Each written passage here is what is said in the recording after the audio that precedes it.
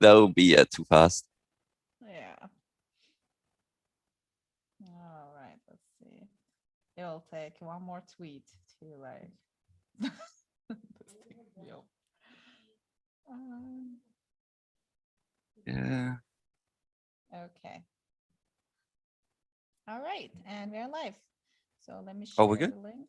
Mhm. Okay. I have no clue how this works. So you It's all right. So we can- are live right now. I'm sharing the link. Okay. And we'll Wait. have people come in. Let me put it on. Wait. Oh, you shared the link, right? I need to open Yeah. it as well. Okay. Let me mute that. There we go. Yeah. Yeah, make sure to mute it so we don't get Yeah, echoes. yeah. All right. Yeah, I know. We good? We good? Yeah. Okay.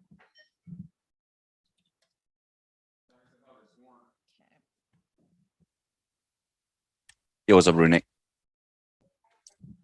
Hi, folks. My husband is working in the background, so you're gonna probably hear him. That's Both so with the good. customers. So good. Hope they're not sharing sensitive information there. But yeah, so what we'll do is we are going to share screen and talk to you guys about what we think of where the market is headed.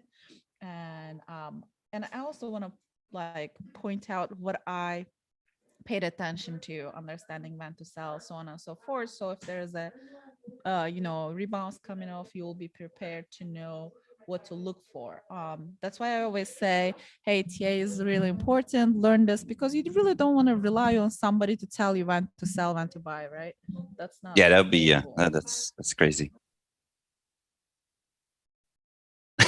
Tim. All right, so wait, can I? Oh, right. Let me make you too big so I can see what you're looking at. Maybe I can see it on Zoom. Oh, I can see it on Zoom. I never use Zoom, guys. Wait. Yeah, so you guys can you guys see the screen? Yes, you can see this, right? So if I switch to this, can you see? Yeah, yeah. Well, I can. So Okay. I guess they can. Okay, let me pull this out of here so I can see what you guys are saying. Okay, awesome. Sweet. So this is we're in Kraken. Come on, Kraken. I would take the Bitstamp chart. It's one of the oldest ones. Has all the info. Okay, you can do that when you share your screen. How do I do that? How do I share my screen? You can't just yet, man. Be patient. Oh, okay, okay, okay. All good. Okay. So, all right. So let's take a look at this. All right. So here is what I was looking for. Okay, so this is Eve, right, to our chart.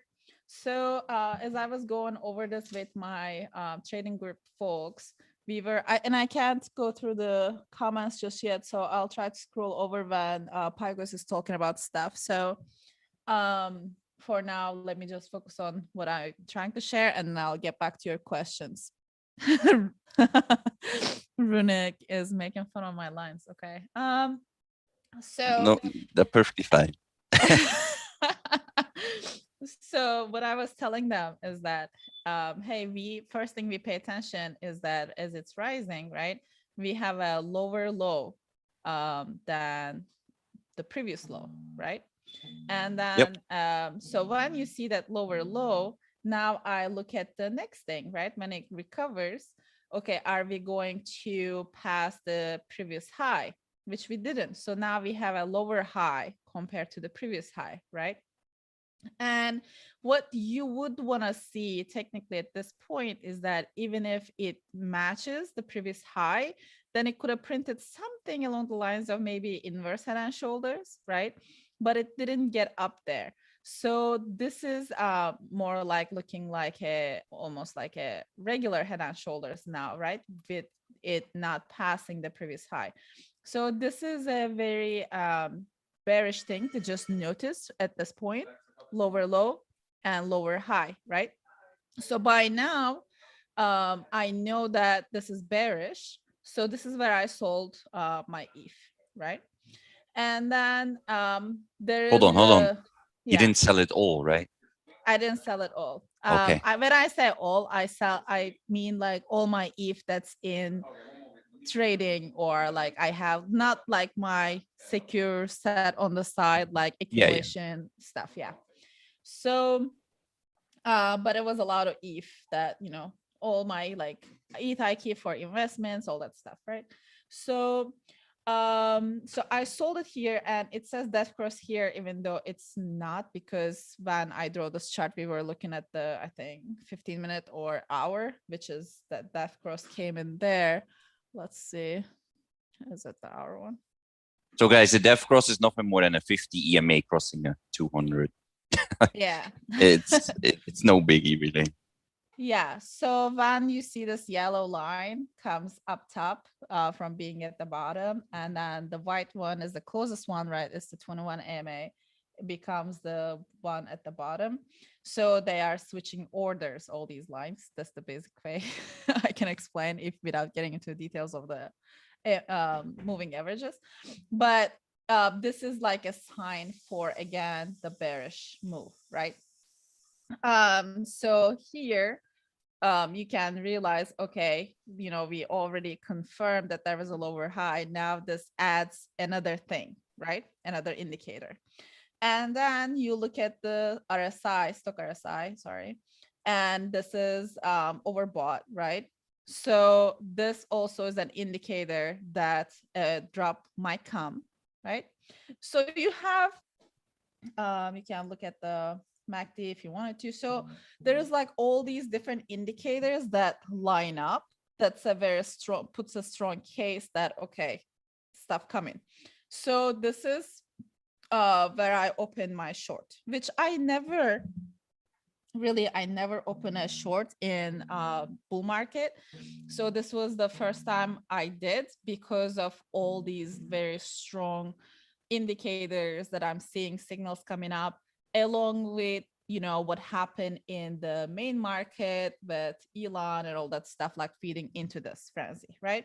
And there's a lot of money in the market that's not educated money, because a lot of people started going in due to the meme coins and stuff like that. So when they see a drop coming, all of a sudden it's FUD, and you get more impacted with that.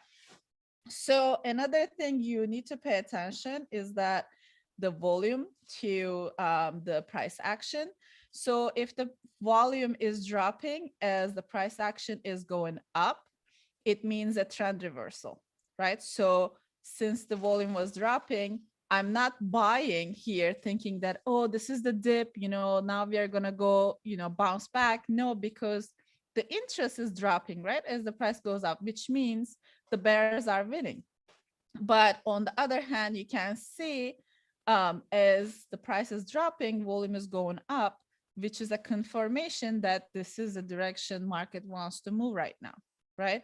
So it's telling you that, yes, this is going to keep going down, basically. That's why when some of you were asking in the main chat, should I buy the dip now? No, not yet. We are not at the dip yet, right? If you had bought some,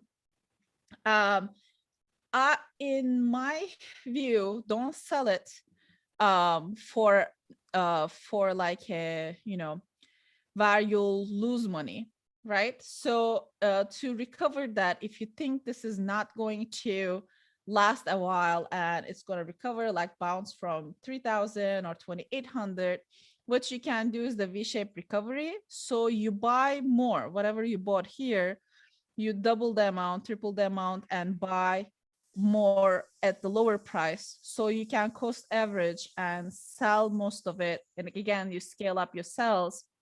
But if you buy like 10% here, 20% there, 30% there, then you start selling 10% here, 20% here, 30% there, right? Does that make sense for everyone? Yeah. Okay. So that's an option. So if we assume that this was a head and shoulders, this is the measured move for the bearish target, which is around 3000, which is also the psychological, support resistance. Which is also a 618, but I'll show you that soon. For the fib. Yeah. Yeah. So if we go below that, then we can go down all the way to the next support lines. The previous all-time high around 26.25, and then around all the way down to 20. 2000 might be possible. Is my if take. For the Bitcoin, this is the 8-hour chart. And there was an idea that it could keep bouncing within that channel and potentially move back up from it, but this is actually not holding right now, so it's going down. And as you see, whenever you have a big dip, the volume comes with it, so again it supports the bearish move. That's good though, guys. When you get a lot of volume in one spike, that often signifies the end of a of a trend.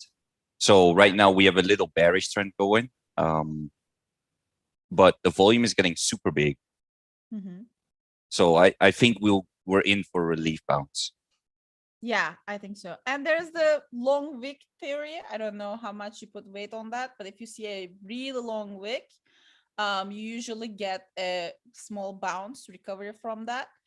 It's a reversal idea, but doesn't mean like the entire bearish trend is over, right? So what I'm trying to say is, if you see a long big red candle, don't sell at the tip of it if you're gonna sell anything, right? It means it's a reversal. You're gonna get some sort of bounce, so at least try to sell it when it bounces up, following the ideas of you can go down to 15-minute, 30 minutes and look at the overbought RSI to decide, okay, this is, and the volume again, decreasing volume while it's going up, to decide where to sell it, trying to nail the top of these bounces. But yeah, if decide to just ride it out, don't panic. I don't think this is going to be okay, the bear market now, 4 years of bear. I don't think we are nowhere near that. I mean, if you look at Kusama, it just hit like all-time high. It's more than holding strong, and there's reasons for that, right? Auctions coming up, and that's the point. We are not in 2017 anymore, right? There's a whole bunch of more at stake. Like, people are doing so much with the different parachains, blockchains. There's a lot of development happening. There's more institutions, banks, everybody involved. There's much more educated, informed investors versus just like, people who were just diving into ICOs, like right now, people who are diving into meme coins. But there's a lot more happening now. So even if we do get to a bearish trend right now, I don't see it going any more than a few weeks, maybe a month, but I think it's gonna go back up. We didn't really get an alt season yet, even. So well, that's debatable. I mean, look at all these crazy shit coins that went, I don't know, 1000x. Those are different criteria. That was just people buying it from their cell phones, right? So we have all these other coins, like we have Kava, we have eGold, we have One, we have Dot, even we have all the Binance tokens, right? Yeah, AVAX, they haven't had the big Harmony, right? So there's all these tokens. They're calling the Binance coins. Yeah, they didn't even get their chances yet. So we saw the Bitcoin, did its run, ETH did its run. Now we kind of want to see both of them trade sideways a little bit, so the altcoins can, get their turn. Plus now the NFTs, because there's now such thing called NFT dominance too. So, it's different market we are in. So it's hard to predict, especially with Elon manipulating. But I think No, Corey. Wait. So Corey, you asked, is ETH gonna go lower? And the answer is, if Bitcoin goes lower, yes, ETH will go lower with a multiplier. Basically, ETH is like a beta of Bitcoin. So you have to see it like, let's say Bitcoin goes down 10%, ETH will probably go down 15%. Right? It's a 1.5 times multiplier, both in the upside and the downside. So it's not, yeah, it's not like, oh, Bitcoin goes down, so ETH doesn't go down. I mean, it doesn't work like that. Mm-hmm. And you don't want to sell the bottom either. So if you didn't sell yet, I would wait at least for some kind of bounce. And yes, we might go lower still, but that just means you missed your chance to sell. I mean, if you would sell here, you could very well sell the bottom. Yeah. So this is what I was saying. I forgot to mention the retesting, but as it was going down, I think around somewhere here, I said in the chat, like, keep an eye on for the bearish retest, right? It could be a bearish retest while people were trying to buy in, thinking that it's recovering. Yeah, so, that actually looks pretty good. That's like double bottoming almost. I mean, it's trying to. Yeah, it's trying to. If this is holds, right? If this one, yeah, the support holds, then it could go back up. At that point, you want to pass this level, right? Around 35.44. If yes. you can pass this and go over, then yes, you have upsides. So around. So right now, guys, there is a trade, but this is just a trade. If you were in a trade right now, I am in a trade myself, but on Bitcoin, not on ETH, for a double bottom play. And that simply means like you are playing the second bottom of a W. So the market goes in M's and W's. And you are just looking for the little bounce up, nothing more, nothing less. Yeah, exactly. To that little high. Yeah. So, so this could be the case, right? So if it passes the middle part of the W, then you can see some upside till around, 30, 38, 39. Again, then you're hitting this support line right here. And if you are able to pass that, then we are golden for the continuation of the bull. But it could easily, give a fake out. The shorts get wrecked oftentimes, like with the short hunting. So there could be a run and then dip too. So again, watch the volume confirmation, watch the other indicators, and trade with a plan, right? Say, if this is going to happen, if this happens, I'm going to do this. If that happens, I'm going to do that, and stick to it. Don't do anything out of fear. Don't do anything out of panic. Don't just start selling because you see like a whole long, big red candle. Again, to answer, who was that, Corey? So this is like 3,000 is very reasonable target for the ETH to get down. And if it doesn't hold, it'll probably get lower. But Pygoz, do you want to share your screen? Yeah. How do I do that? Okay. Let me go back to here and I'll stop share. So you can click on the Zoom, and at the bottom, there's like a green thing. Oh, share screen? Share screen, right, yes. right. Now And I need to pick the right screen, guys. Let me see. Exactly. Don't show us your nudes, please. Thank you. Yeah. Wait. Oh, it picks like, okay, so it picks an application. It doesn't pick the whole screen, right? You can pick, yeah, you can do either or. So wait, I think I need this one. Tell me if you guys can see it. Yay, let's see. Can you guys see my trading view? Yes. Okay. Yeah. Right. You might see a lot of lines. Everyone trades in a different way, guys. I like to always look at a chart clean with no indicators in the beginning, right? That's what I do when I wake up. That's what I do when I look at a new token. And then I'll start drawing, right? So obviously this is the Bitcoin chart.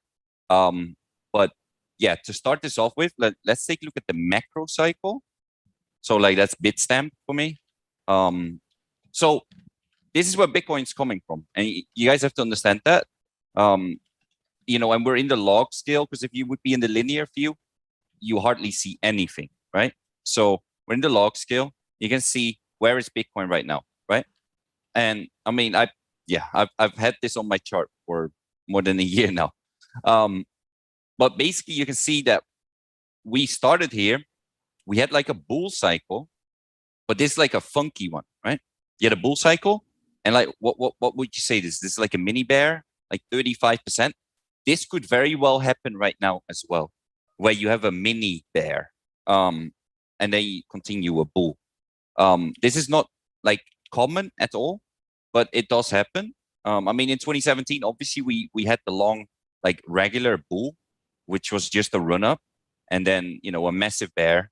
I mean, this is another reason why I think the bull market is not over, is because this was the biggest bear market we've ever seen in Bitcoin. It was super long, right? From the 17th of December, which is a key date. Everyone write this down. Write down 17th of December is the key date for Bitcoin. Make sure you write down December 17th. And the reason is very simple. It's because the CME started trading, right? And the CME is the Bitcoin futures at the Chicago Mercantile Exchange. You can see it right here, December 17th, which also, as you can see, it marked the top, right?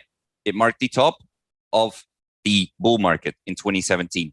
Now, what did December 17th do as well? Is it marked the bottom, basically, right? December 18th, 17th, right? So you can see these dates are like exponentially important. Like write them down. You want to have December 17th as the most important date for Bitcoin. Anytime, whatever happens after December 17th is often the trend that we go in for another year. So make sure, just make sure you have that written down.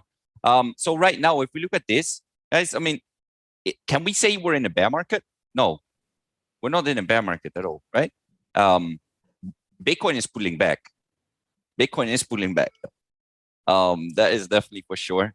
But it's definitely not a bear market. Now, this is just a macro view, so you can kind of see where I'm coming from with that. Now, when I do like short-term analysis, I go to the 4 hour or so, and I go to my Bybit chart because I trade on Bybit. But yeah, you know, and the way I start with a chart is I just go to like time frames like 4 hour, 6 hour. Well, 6 hour you only have if you pay for TradingView, but 8 hour, and I just start marking down, right? So all these lines here, they are marked down. They are support resistance. Obviously, we have a support resistance here at 10K. We have one here at the top at like 12K. And then what you can see right here is this is a Fibonacci tool. This basically calculates the retracement from the move up, right? So forget about this little guy here for now. We'll forget about him. Actually, I don't want him gone. So I'll hide him, right? So what you can see here, guys, is basically just the run up, and this is the retracement that we are currently in. So our run up started at $9,825, and we went up to 64, nearly 65,000, right? And now we are looking at the 382 key number, right? Key number. Where's the next number? And I already saw it in the chat before. Someone was saying like, oh, weekly level is 38K. But personally, I would like the 37.4K level more because of the fib, the 0.5. And of course, your absolute money zone would be the 618. This is your money zone.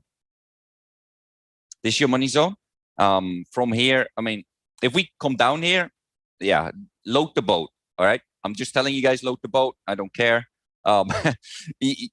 Yeah, it's going to bounce hard. It's going to bounce hard. So if we get down there, yeah, load the boat. And I'll show you guys why I like these fibs so much, because they work like super well, right? So if we take, for example, the Bitcoin market here, and you had the 2017 top, all right? And I told people like, go short, right? Go short when we hit the 61865, because you can see, and this once again, this is the golden pocket, right? This is the golden zone. This is the money zone. This is where the most money is made in the market. People who went short here, I did it myself as well, but I only shorted to like down here or so. And then, I closed it. I was already in the short for days. I remember it on my stream. People were like, oh, you're not just going to hold it? And then I felt good when it went up, but then it went down again. And obviously I missed this big flush, right? But still, yeah, the 618, guys, is a great place to look for a short. And these are weekly candles. So you can imagine like holding a short for weeks. I mean, it doesn't feel very comfortable. It's not like something you probably want to do. But yeah, that's something I did there. Hold it that long. I did. I did. And people continuously asked on the stream. They were like, "So how's the short going?" And it went fine. You right? do it with like low X though, so. Right. So that is definitely something. That is something you guys need to know. When I say I long or short, I use like 3x at most. All right, 3x leverage. So let's say I have $40,000 on the account. I'll be in a $100,000 trade or so. I'm not going no 100x or 50x or you know. And when Professor says that, like when Professor says that, she's not in with 40,000 or something, guys. Don't think she's not crazy. She doesn't want to lose all her money. But that's definitely something to keep in mind, right? Now, why is this line here and why did it work so well? This line is very simple, right? This is exactly the previous top here. So when you see, this is just something you guys need to practice for yourself. When you're on the chart and you see like a top like this, place a line, right? So you just go on Trading View. Here is the tool. You go to horizontal line and you just place a line. Place a line, that's it. Because that way you have levels to look at for your trades. And you don't get surprised, right? You're not going to buy like randomly here because that would be super random. Like I buy fibs, I buy, so I'll tell you guys the way I buy things. I buy Fibonacci levels. I buy my own lines because they are based on previous price action. And then on top of that, like the last few months, I bought Market Cipher, which is a great indicator from another YouTuber called CryptoFace. If you guys like trading, yeah, I mean, he's the only one on YouTube that you need to watch. He's one that goes in with like 1 to 10 million contracts, right? He shows that he's trading, man. He's trading. Yeah. I mean, come on. I don't know anyone else who does. So, but if I don't use the fibs or the lines, I use my Market Cipher B, right? I don't use Market Cipher A. Like there's a lot of things here that come with it. Like, you know, you can have all these things as well. I just don't need it. Then he recently has had a new thing here, which it kind of counts the bull and the bear scenario. I mean, it works kind of good, I guess, because this was a 20, so that's a high one, so that's a short.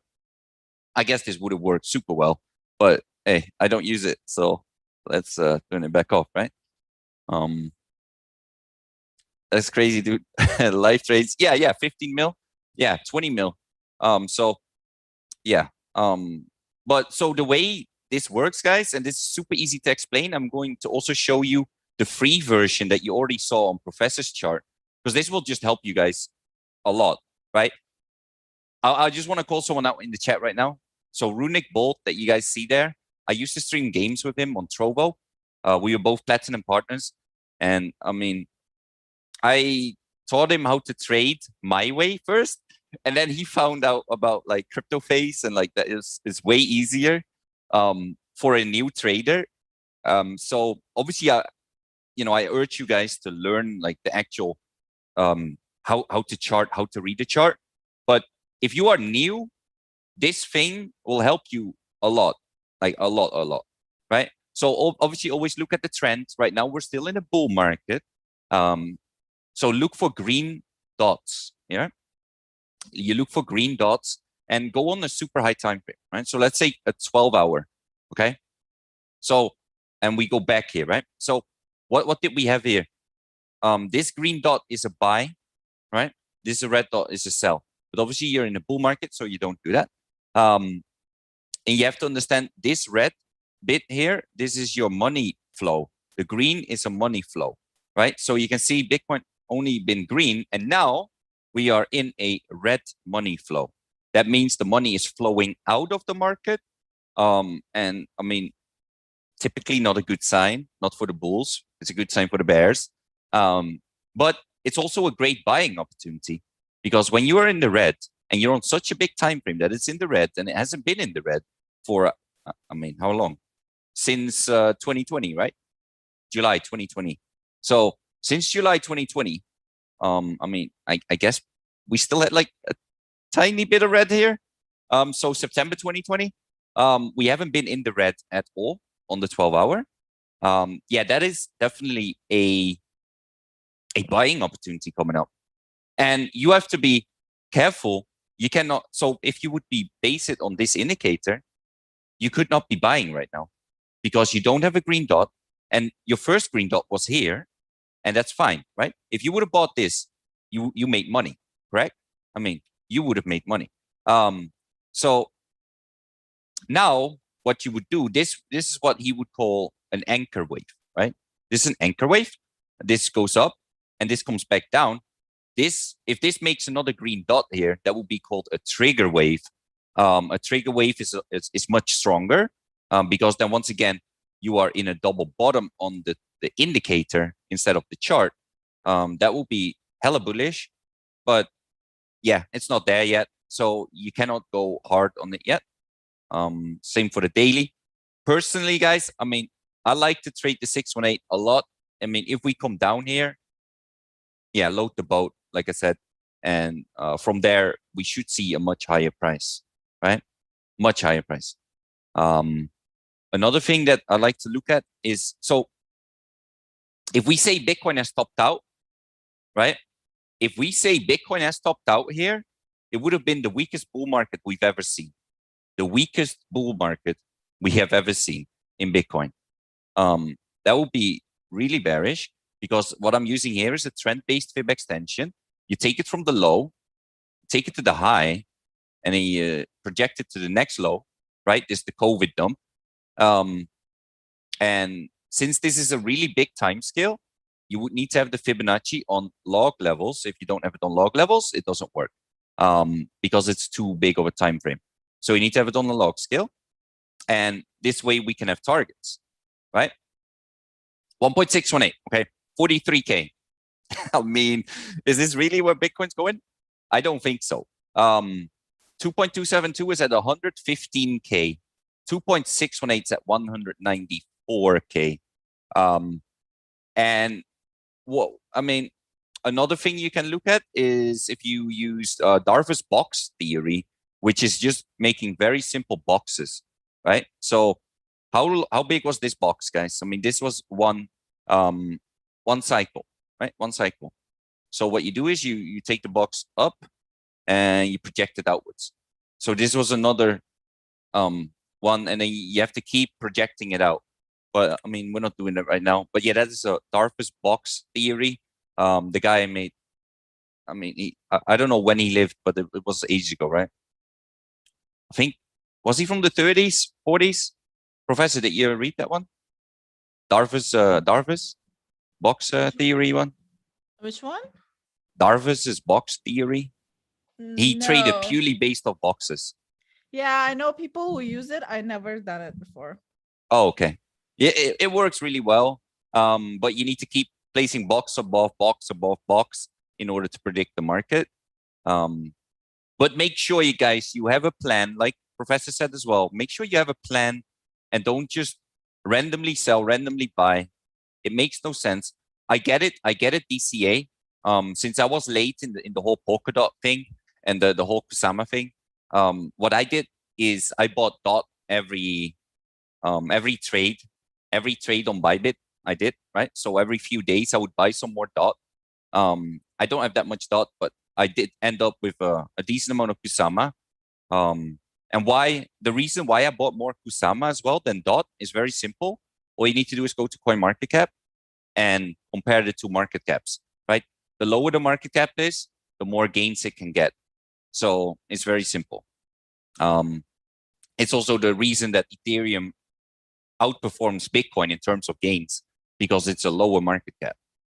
And you know, these private sales that we go into, why do they perform so well? It's not because they are amazing. It's because the market cap is so damn low. So it's easy to pump. But if you don't sell on the pump up, and you believe in the project, just believe. Trust me, it will work. It will work maybe 2%, like 2 out of 100 projects will make it in the next 4 years. And that's a high. I mean, maybe it's one. I don't know. But if you look at the 2017, and I'm not sure if you guys ever done that, but if you go to CoinMarketCap, and you go to the what's it called? Let me see, where is it? You can go back in history, basically. I don't know if you guys ever done that. CoinMarketCap has changed a lot. Historical snapshots. It's right here under cryptocurrencies. Historical snapshots. Right. So when did I get in the market? I got in the market in 2016. Let's take a look. All right. Let's take a look at the top 10 cryptocurrencies. Now, don't have a bias. Don't say Ripple is shit. Don't say BSV is shit or anything. Right. Don't have a bias. Just look at the coins that were back then in the top 10 that are still in the top 10. Okay. So that's what we're going to do here. We're going to go to historical snapshots, and we just go to like 2016, right? And like I joined the market somewhere in July, I think. Whenever Bitcoin was like $500. So here you go. Okay, so we go to the 10th of July, 2016. Bitcoin was at $649, right? Ethereum, $10.95. Ripple, number 3, 0.006. Litecoin, $4.10. This one you guys probably don't even know, the DAO, right?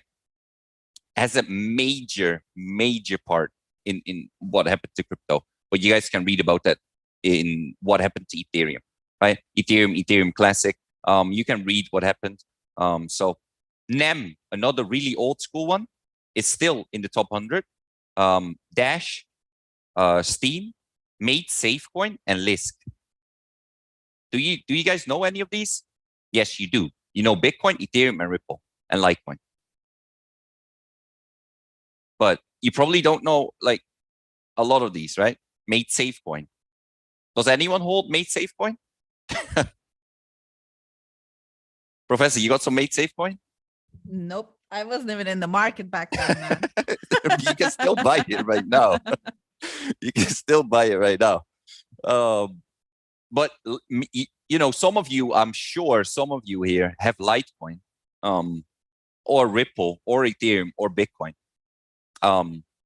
because they are still there. Doge, you know, everyone's making fun of Doge. That's a meme. Sure, it is, but it's always in the top 20, right?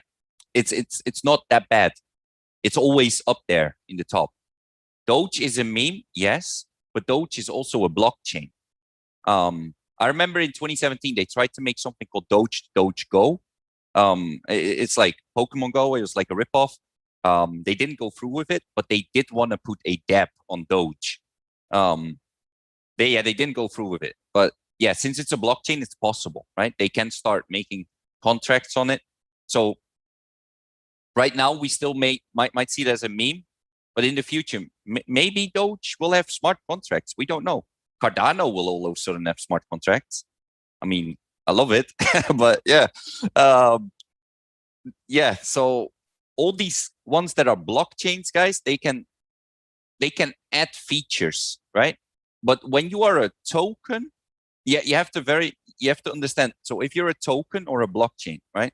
A token is something that is built like on Ethereum or on Polkadot or you know, on Neo or Cardano, OKX, BSC, right? These are tokens. They're just a dApp, right? I mean, if we look at our private sales, I think the one that a lot of people are in is Deeper Network. Deeper Network is a token with a dApp. it's not a blockchain by itself, right? So same for PolkaX. PolkaX will be a token on an already existing network. So it doesn't mean that it's bad. It can still do very well, but it will never do as well as, let's say, you guys just seen it release Dfinity, right? Which is an entire new blockchain, or Casper, an entire new blockchain. When you guys hear blockchain and you can get it in early, yeah, just ring me, please. And Professor as well, I'm sure. We all want to get in. So yeah, if you find a new blockchain, tell us, right? A blockchain is worth so much more than a token. It should be, I mean, I said it in the chat before, it should be valued at least 10x the value of any token. When I look at the total market cap, in the top cryptocurrencies, these are all blockchains, right? Bitcoin's a blockchain, Ethereum's a blockchain, Binance Coin's a blockchain, Cardano blockchain, Doge blockchain, Tether, it's just stablecoin, top stablecoin. XRP is a blockchain. Polkadot is a blockchain. ICP is a blockchain. Bitcoin Cash blockchain. Uniswap is a DEX. So you guys see the trend? Blockchains and DEXs, and also exchange coins. They do they're the best ones. They're your best investment. Litecoin's a blockchain. Chainlink is an oracle. That is a token right now. This is a very unique one. Very unique that it's in the top, because it's just a token. But Chainlink holds its value. The Chainlink army. It has this whole huge support. Let me show my coin real quick. Witnet, guys. Witnet's coming. Witnet will be a blockchain that is purely based on oracles. Stellar is also a blockchain. USDC is obviously a stable token. Solana is a blockchain. Ethereum Classic is a blockchain. Polygon, another big trend, and I can slap myself for not buying any. Matic, it's a layer 2. So layer 2 solutions also do very, very, very well. VeChain, not a blockchain. Theta, not a blockchain. So it just keeps going, right? EOS blockchain, Tron blockchain, and then you got another stable. So you guys get the point of what is an important project and what is a project that you should, and Francis always tells you as well, you should take your profits if it's 50x or 100x up. If you don't take profits, I don't know what you're doing. I mean, yeah. So yeah, you can't get greedy. I mean, that's why I always say you have to have a trading plan, right? So yeah. You have to, before you get into any trade, you need to know your take profit levels, but when I'm going to take how much. I even set those up as sales, like if it's on a centralized exchange, right? You have to know when to put your stop losses, if any, when to set your alerts. If you don't want to use stop losses, want to make the decision yourself, but you can use, like I use TradingView alerts all the time for any trend line or any, support resistance line. So those are really, really important. You got alerts up all the time? Oh God. Yeah, I do. Busy life. Like because I don't go into a lot of trades at the same time, right? So to be successful for the trades, I don't do any more than like 2-3 trades a week. And for those that I'm in the bull market, I don't usually use stop losses. So I have the alert set up. That way I can decide if I want to sell it or not when it hits there. But other than that, yeah. So that's also to buy into, right? So instead of keeping all the charts open, watching when to buy, if you know like your criteria, say, when it breaks out of the trend line, you want to buy, you can either set an alert or you can set up a, limit buy order, stop buy order to be able to buy it when your conditions are met. So it's really, you do the work ahead of time, right? Arrange all your plan, set it in motion, then walk away. That way you're not worried about the emotions.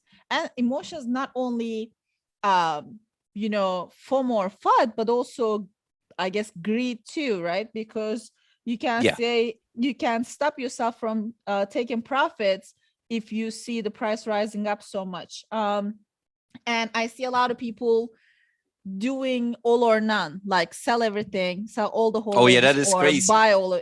Right. I never Yes. do that. I scale everything in. So it drops a little bit, you know, you buy a little bit. It drops more, you buy more. If it goes up, you sell a little bit. If it goes up higher, you sell a little bit more, right? So you need to scale it out. It's not like all or none, right? You can do even like 3%, 5%, 10%, whatever it is. That way you're not missing out on a big gain later on, but also you're not missing out on not taking profits, right? So you definitely don't want to dump all your tokens because Yeah. coin made 10x, but if you're not taking profit, somebody else is going to take it. And then when that price goes down, then you're like, hey, you know, oh, William is here. Like, he took profits at 2x. And I mean, I messed with him, but hey, he doubled his money, right? So whatever. Yes. Yes, he didn't get to, you know, 50x or 6x or whatever it was, but you're still doubling your money, tripling your money. You're making profits. You can't be, you know, mad at that. And I feel so like such a front talking about this stuff because I always get mad that I didn't sell all my cards at the like 600x, but you know, who's counting? Okay, Uh, so I mean, yeah. So guys, I'm fully transparent. I owned $1,000 worth of Shiba Inu in like the oh first, my maybe in the god. second week of like the project. Runic knows, and he's like, "What the hell did you buy, bro? You bought like some shit token." Um, and I mean, and I sold it at like maybe 2x, 3x gain. I could have made that 1,000 would have been worth at the top. I mean, when it listed on Binance, yeah, I don't even want to say 100 million. So yeah, I mean, do not ever be sad about your taking profits, right?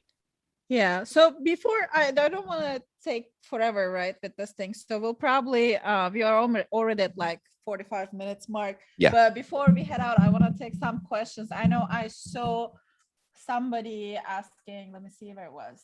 Before that, Oh, I want to say one yeah, go thing. ahead.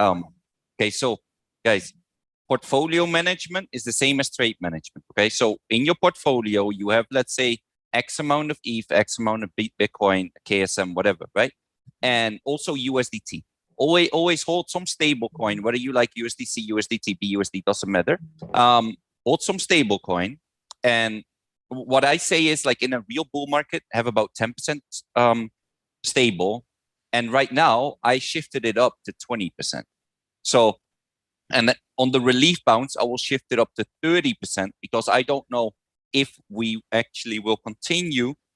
But if we do, I still have like plenty in the game. But yeah, make sure you have rules. And I mean, don't just sell it all or you know, or buy it all. Just have a percentage, right? The whole finance system is about percentage. So the same for private sales. I look at private sales like I throw 1% of my DeFi portfolio into a private sale, at most, right? Unless it's a DEX or a blockchain, then I'm willing to use 3%. So you need to have rules based on your portfolio size. It doesn't matter how big or small you are. You have to remember, I started with $2,000 in December myself on my DeFi portfolio. I never sold the Bitcoin because that's my trading capital on Bybit. But I started with 2,000, and yeah, right now well, at the top we were close to $500,000. So I'm always fully transparent with you guys. So yeah, make sure you have percentage and you know what you have rules. You need to have rules. If you don't have rules, you might wake up to like Bitcoin crashing 30% in a day, and trust me, it won't go up that easy. Yeah, So on that note, I actually have some tough love giving out to you guys. So I didn't realize that's what you did, right? Until we started collecting these funds for the community pass. And I heard from a lot of people that, I put everything I had into this pre-sale, that pre-sale. Like I wouldn't do that, right? You never want to put all your, liquid funds into a pre-sale and then be out, and not be able to invest, not be able to have a safeguard, nothing like that, right? So yes, pre-sales seem like the easiest way to make money, but you cannot put all your eggs in one basket, like never, right? So even if the max cap they give you for a pre-sale is 1K, hey, like if all you have is 1K, don't put it all in there. Like you need to stay some in stable coin for days like quick dip. You can buy more, sell top, double your money that day. Again, take out the stable coin and you're golden, right? So you always have to be able to be prepared to spend money, to make money whenever the opportunity comes out. And then that way you're not be like, should I sell my kidney? Should I sell my car? No, don't sell those. Just have funds on the side. And I know starting out, it's really, really difficult to do that because you're like, well, I only have like $500. How much can I put on the side if I'm going to invest like that? And what am I investing with? It's going to take forever. Yes, you're right. But then with that $100 you're keeping on the side, you'll be able to utilize those opportunities, right? Yep. I started with like 2000 or something in September, October. And then I made it up to 12K mainly because of Wi-Fi and its forks. And then there was no pre-sale, nothing for that, just trading. And then I made a whole bunch of mistakes learning how to trade, and dropped it in December with the election and everything, with the mini dump coming in. I dropped it all the way to $800. And so in January I had 800, and that was what I moved forward with. And it is possible if you know what you're doing, but you need to know what you're doing. You cannot just throw money at this market because somebody says to buy this, sell now, do this. You're gonna lose money, because always think trading as you're trying to take somebody else's money, right? It is what it is. You are buying a token and you're trying to find somebody who's going to buy that token at a more expensive price that you're willing to buy it for, right? That way, you need to know what you're doing. Otherwise, there are people, there are institutions who does this professionally as their full-time job, right? They will take your money, they will take your profits if you don't know what you're doing, because anything that you're thinking, oh, I'll do this, I'll take profit, then it gets to that, guess what? They already factored in that this is how you're going to be thinking. So Yep. you need to know what you're doing. Otherwise, you're just gonna throw money in the market and expect other people to make you rich. That's not, I mean, Francis is like making us all rich, yes, but you need to be able to maintain those funds, maintain those gains, right? So I think the information is really important, and play with small amounts. I saw somebody, Benjamin, asking if I trade anything other than BTC. If yes, any coin that's gonna bounce, right? That's why I do TA. I look at different things, decide on which one is gonna do well. There's so much happening. Like in this market, it was so hard, not to make money. You just pick, okay, which trade is gonna give me the maximum amount of gain in the shortest amount of time, and you decide, pick your trades. You cannot just think that, oh, this is good, let me buy some of this is good, let me buy some of that too in the beginning, because again, you don't have that capital to do that. So you need to pick the best options and invest on those. But again, as Pygoz said, not with your entire portfolio. You need to, even though it's a limited amount, even though you have 1,000, you need to figure out, okay, I'll play with the 10% of my 1,000 for trade, and then I'll invest with the 10%. I'll keep 20%, 30% in USDT, whatever. So you need to have management of your funds. So it's not just about getting the opportunities, but also you are making the most of that, right? And I got hella wrecked in 2017, guys. Hella wrecked. Just quickly about what Professor said about the head and shoulders. That scenario, let's really hope that doesn't play out, guys, because if it does, this will be your left shoulder right here. This your head, right? And this will be your right shoulder. I mean, I don't like to play the memes, but sometimes the memes work. Head and shoulders really a meme pattern, but in order for that to work, it will be the neck, right? So then you go from the head to the neckline. And you guys already saw me do that. If I project it outwards, then we go all the way back to 20K. So yeah, we don't want that. But that's where that's where the market would head if we actually play that head and shoulders out. I don't think so, because that would be really, really bearish. That would break the 618.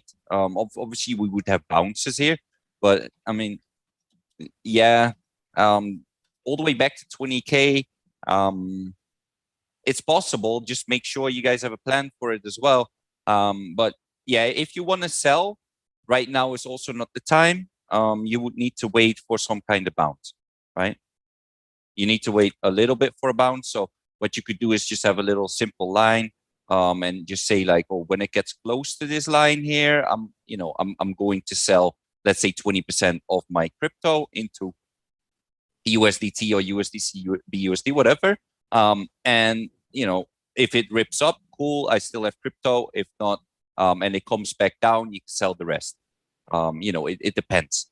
But you kind of want to have your plan made to see what happens after the bounce, because what needs to happen after the bounce is we went like this, that we hit this, and that we go through, right? You don't want to see this. You don't want to see this. If this were to happen, there's a very, very small chance that you go like do this. There's a way bigger chance that you do this and that we go to 20K. I would not bet on that. Yeah. So the support right now needs to hold at like 42. Yeah. If it doesn't, it's probably a long. I mean, we will still get bounces. So it will hit like these fib levels. Everyone looks at these fib levels. So you probably get a little bounce here, and here you will get a big bounce. But then you still have the chance that you eventually hit that 20K.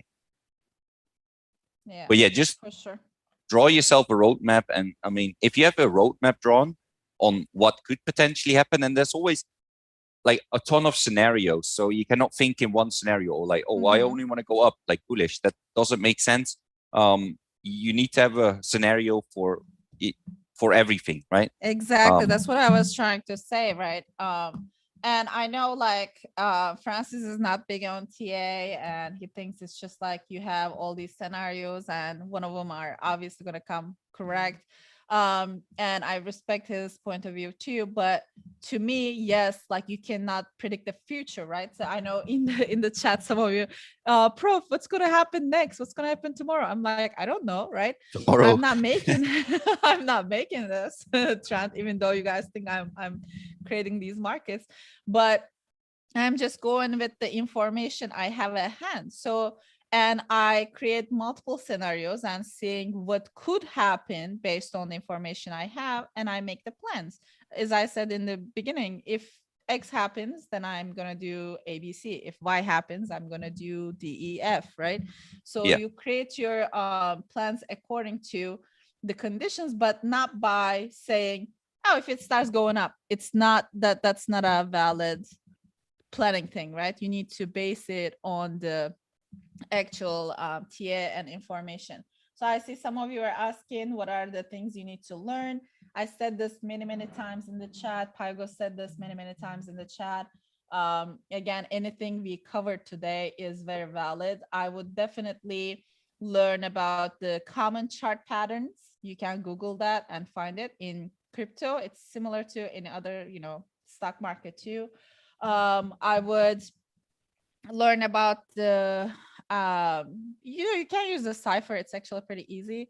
I would learn about, but as far as the indicators, I would learn about the stock RSI, how to use that, volume is Regular very RSI. understated. Yeah, volume is very understated. Like definitely I use it heavily. MACD,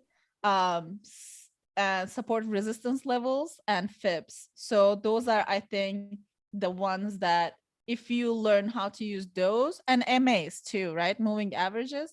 So I use 5 MAs. Yes. There's one thing about the volume that you say there. So volume is nice to see, but never trade based on volume, because volume, if you let's say we spike up, we rocket up, the volume is already done, right? And you're too late. You should have already been in that trade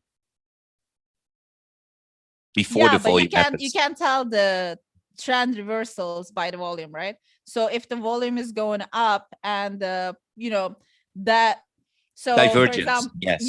Divergences, divergence is another thing you should probably yes. learn RSI it's very easy to see on the RSI. Just one quick thing about private sales, guys. So let's say you have a X project, right? So X project, and you have vesting of 10% at TGE, and the other 90% is 10% monthly, right? So if that were the case, then what you already should have a plan for when TGE happens. So TGE happens, right? You should sell that initial that you get at a 10x gain. Why? Because you get all your money back, right? Because if you have 10%, so let's say you get 100 tokens, right? You get 10%. So, so at 10%, right? So at 10x gain, it's very simple. It's 10 times 10 equals 100, right? So then you have it back. You always should do 100 divided by what you get at the TGE to know how many X you need to make to get your capital back. Because after that, we are always vested. If we're not vested, I mean, there are some projects where we're not vested, right? Like Smart Swap and all these things. But most projects we are vested, meaning you should have a plan to get your initial back. That initial you need to get back ASAP. After that, you have free money coming in. This is the safest way to play private sales. Always get your initial back. All right, awesome. So let's end it here. We are right at like 1 hour line. So I hope this was helpful to you guys, and let us know if you have further questions. But take this time to learn. Take the instead of watching your portfolio and getting upset over bleeding, take this time knowing that, okay, now we just gotta wait for the market. Let me learn these indicators. Let me learn how to use these things, and play with small amounts, or even do like paper trading, right? So assume that you get into a trade, see if you can actually pick the dip, see if you can predict the bounces. So try to test yourself with those little ideas. That way, when you actually have the funds to be able to decide when to buy, when to sell, you'll feel more comfortable in your TA skills and won't be relying on somebody else to say, hey, get in, get out, yeah. But thank you all. We love you all. So thanks for coming in here, and don't leave it. Remember, here. Guys, make sure to practice it. All right. Thanks, folks. All right. See you guys.